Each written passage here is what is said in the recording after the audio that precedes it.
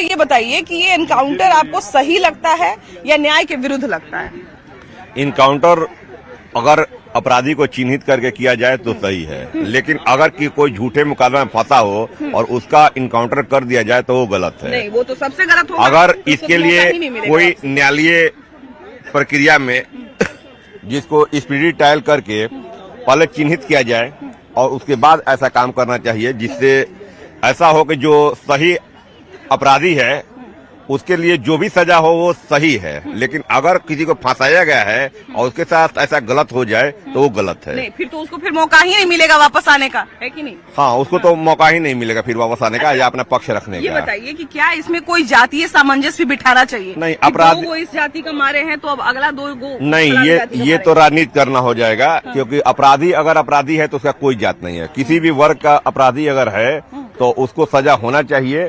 और हमारे समाज के जो भी लोग जो डरे सहमे हैं, आज महिलाएं चैन पान के नहीं चलते हैं कब लूट हो जाए, कोई लड़की मोबाइल लेके बात नहीं करना चाहते है कब छीना जाए, वैसे स्थिति में जो डर का माहौल है या कोई रात में काम करने वाले वर्कर है जाए तो कहीं कुछ लूटपाट हो जाए, कुछ छीन झपटी हो जाए, कुछ अनहोनी हो जाए, या लड़कियां महिलाएं हमारी माँ बहनें कोई सुरक्षित नहीं है, तो वैसे स्थिति को अगर कानून का व्यवस्था बनाना है तो वैसे स्थिति के लिए ये सब जरूरी भी है कि अपराध को मुक्त किया जाए।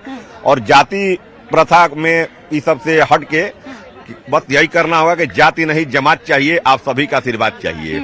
तो हमारे दोस्त मित्र जो भी होते हैं बहुत सारे अलग अलग जाति से होते हैं, हम लोग कभी भेदभाव नहीं करते, एक साथ बैठ के चाय पीते हैं, एक साथ बिस्कुट खाते हैं। तो ये चीज को हटाना चाहिए और इसमें जो सही है जो गलत है गलत पर काम करना चाहिए। देखिए, सबसे बड़ी बात है कि जब भी अपराध बिहार में होता है तो आप गौर करिएगा कि क्या अपराध करने से पहले या अपराधी जो होते हैं वो लोगों को टारगेट करने से पहले क्या उनकी जाति जानते हैं, या फरार जाति का आदमी अगर है तो क्या चोर जब आता है, एक मोबाइल छीनने वाला अभी के समय में आता है तो कोई ये पूछता है कि भैया किस जाति के? अच्छा, फलना जाति का, लाइए मोबाइल अपना। जाति का तो प्रश्न ही नहीं उठना चाहिए। अपराधी तो अपराधी है।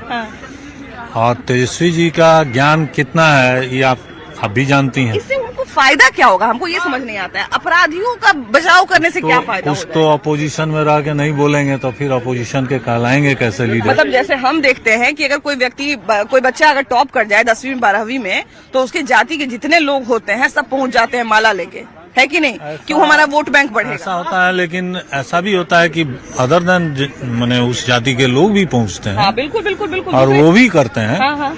लेकिन चूंकि बिहार में और यूपी में जातिवाद इतना बढ़ा हुआ है कि हर कोई चाहता है कि भाई अपने जाति को हम थोड़ा उसको इस तरह से भर दें। अब वो बड़ा पोस्ट पर गया, डीएम बन गया, तो उसको इतना हम लोग भर दें कि भाई तुम कुशवाहा जाति के हो इसलिए हम लोग आए। तो उस जाति का ही पक्ष करे इन फ्यूचर।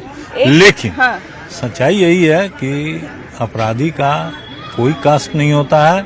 और पुलिसिंग जो है, पुलिसिंग के अगेंस्ट में तो बोलना ही नहीं चाहिए। अगर सही पुलिसिंग हो रहा है तो उसके अगेंस्ट में हम लोग को समाज में बोलना चाहिए। आपको नहीं लगता है कि अगर मान लिया जाए, जैसे अभी हमने कहा कि अगर मान लिया जाए कि हमारे मोहल्ले से या हमारे समाज से कोई 4 व्यक्ति लगातार अगर अपराधी बन जाए तो ये तो हमको अगर हम अगली लाइन में खड़े हैं, अगर हम थोड़ा बहुत प्रतिनिधित्व कर रहे हैं अपनी कास्ट का या अपने गांव का या अपने समाज का, तो ये मेरे लिए सोचने का विषय है कि आखिर हम कहाँ गलती कर रहे हैं या हम कहाँ अपने लोगों को छोड़ रहे हैं जिसके कारण हमारे समाज से ही लोग जो है वो इस तरह की चीजें कर रहे हैं और हमको कहीं ना कहीं उनकी काउंसलिंग करनी चाहिए। इसमें फिर आपने ले लिया समाज।